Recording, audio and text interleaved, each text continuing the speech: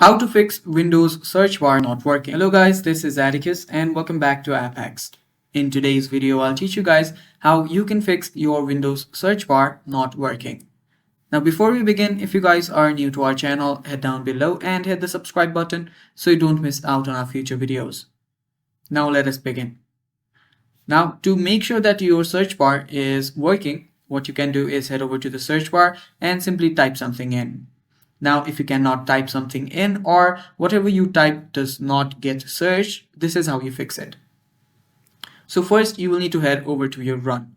Now to open run, simply tap on your Windows and R key together. After you tap on it, the run will open up. This is the run.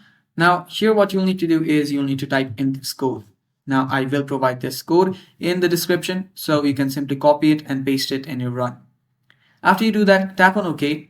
And after you tap on OK, your problem should get fixed. Now, after this code works, and if your search bar is still not working, what you'll need to do is you'll need to head over to your task manager. Now, to head over to your task manager, simply right-click on your taskbar and tap on Task Manager.